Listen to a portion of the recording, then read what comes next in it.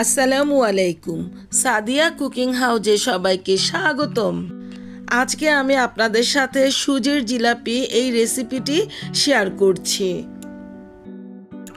সুজি দিয়ে খুব সুন্দর একটা মজাদার জিলাপি তৈরি করা যায় এবং তা আপনি ঘরোয়া উপকরণেই তৈরি করে নিতে পারবেন। খুব কম সময়ের মধ্যে তৈরি করে নিতে পারবেন এই মজাদার রেসিপি। এই রেসিপিটা তৈরি করার জন্য প্রথমে একটা প্যান বসালাম। প্যানের মধ্যে 1 টেবিল চামচ পরিমাণ ঘি নিয়ে নিলাম।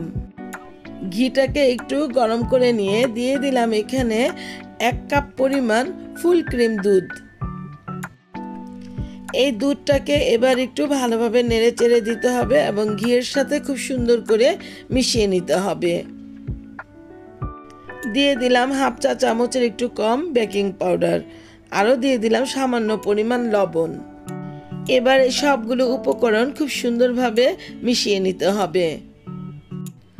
তো সবগুলো উপকরণ মেশানো হয়ে গেলে নিয়ে নিলাম 1 কাপ পরিমাণ সুজি।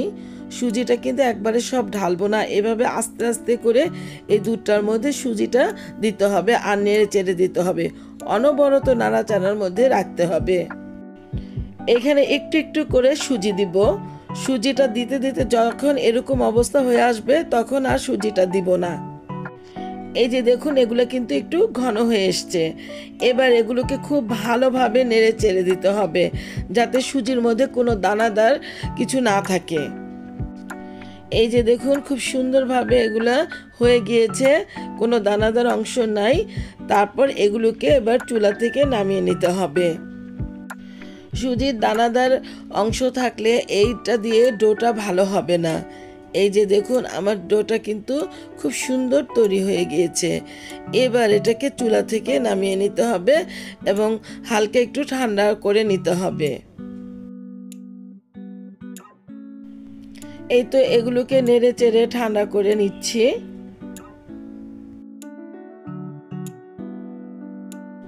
এগুলোকে কিন্তু খুব বেশি ঠান্ডা করা যাবে না, হালকা গরম থাকতে কাজটা করে নিতে হবে। এবার আমি এখানে দিয়ে দিচ্ছি 1 টেবিল চামচ পরিমাণ কর্নফ্লাওয়ার। কর্নফ্লাওয়ারটা দিয়ে এই ডোটাকে খুব সুন্দরভাবে মাখিয়ে নিতে হবে। এই তো দেখুন, খুব সুন্দরভাবে মাখিয়ে নিয়ে দিয়ে দিচ্ছি একটা ডিম। এই ডিমটা দিয়ে আবার এই ডোটাকে খুব সুন্দরভাবে মাখিয়ে নিব, অর্থাৎ খুব ভালোভাবে মিক্সড করে নিব। প্রথমে একটা ডিম দিয়ে দিলাম। একটা ডিমের যদি এর বাইন্ডিংটা ভালো না হয় তাহলে আরেকটা ডিম দিয়ে দিতে হবে। না, এই যে আমার আরেকটা ডিম লাগবে, তো এখানে আবার দ্বিতীয় ডিমটাও দিয়ে দিলাম। দ্বিতীয় ডিমটা দিয়ে একইভাবে সুজিটাকে খুব ভালোভাবে ম্যাশ করে নিতে হবে। এই যে দেখুন, সুজির স্ট্রাকচারটা কিন্তু এমন হবে। তো এটাকে এক পাশে রেখে চুলায় একটা প্যান বসালাম। প্যানের মধ্যে 1 কাপ পরিমাণ চিনি নিয়ে নিলাম। তারপর নিয়ে নিলাম 2 কাপ পরিমাণ পানি। এটা দিয়ে জিলাপির শিরা তৈরি করব। শিরাটা বেশি ঘন করব না। তো এখন এখানে দিয়ে দিচ্ছি 1 টেবিল চামচ পরিমাণ ঘি। এখানে আপনারা এই ঘিয়ের পরিবর্তে এলাচও দিতে পারেন, কিন্তু ঘিটা দিলে খুব সুন্দর একটা স্মেল আসবে, এই জন্য আমি ঘিটা দিয়ে দিলাম। এবার চুলাটা ধরিয়ে মাঝারি আঁচে এটাকে ফুটতে দিতে হবে।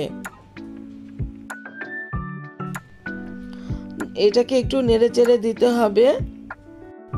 শিরাটা কিন্তু তৈরি হতে খুব একটা বেশি সময় লাগবে না, আপনার 3-4 মিনিটের মধ্যেই তৈরি হয়ে যাবে। এই যে শিরাটা বলক এসে গেছে। এবার শিরাটাকে চুলা থেকে নামিয়ে নিতে হবে। ওদিকে চুলা একটা প্যান বসালাম। প্যানের মধ্যে পরিমাণ মতো তেল দিয়ে দিলাম। জিলাপিগুলোকে একটু ডুবো তেলে ভাজবো। আর এদিকে দেখেন আমার সুজির স্ট্রাকচারটা কেমন হয়েছে। এই সুজিগুলোকে আমি এরকম একটা দুধের প্যাকেটের মধ্যে নিয়ে নিচ্ছি। সুজির ডোটাকে এই দুধের প্যাকেটের মধ্যে ভরে নিব। এই যে চামচ দিয়ে এভাবে ভরে নিচ্ছি।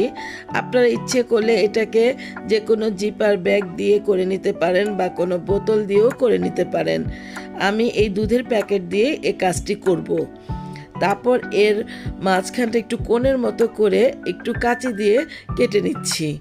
এই যে দেখুন কেটে নিচ্ছি, দেখি কি অবস্থা হয়। এই যে একটু কোণের মতো করে নিলাম, এরপর এই যে এভাবে করে দিয়ে দিব প্যানের মধ্যে। তেলটা হালকা গরম হয়ে আসছে, এবার এই কোণটা থেকে জিলাপিগুলো এভাবে পেঁচিয়ে পেঁচিয়ে দিয়ে দিচ্ছি।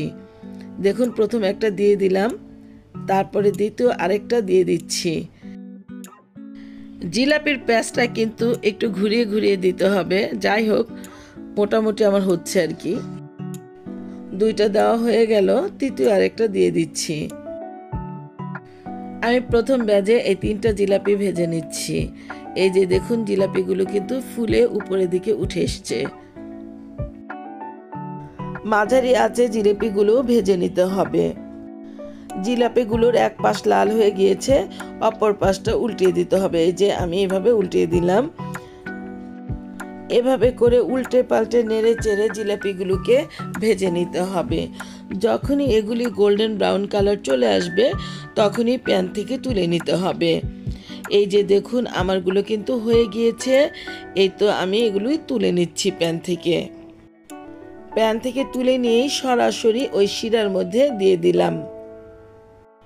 বাকি জিলাপিগুলো একইভাবে ভেজে নিব, তারপর এগুলো এই শিরার মধ্যে দিয়ে দিলাম। তো আমি আপনাদেরকে এবার পরিবেশন করে দেখাচ্ছি। দেখুন কেমন হয়েছে আমার সুজির জিলাপি। জিলাপিগুলো উপর থেকে খুব ক্রিস্পি হয়েছে, ভিতরে রসে ভরা। তো ভিউয়ার্স, আমার এই সুজির জিলাপির রেসিপিটা যদি আপনাদের কাছে এতটুকু ভালো লেগে থাকে তাহলে আপনারা আমার চ্যানেলটাকে লাইক, শেয়ার, কমেন্টস এবং সাবস্ক্রাইব করতে ভুলবেন না প্লিজ। আর যারা আমাকে সাবস্ক্রাইব করেছেন তাদের অসংখ্য অসংখ্য ধন্যবাদ। আবার হাজির হব অন্য কোনো সময়ে অন্য কোনো রেসিপি নিয়ে। আল্লাহ হাফেজ।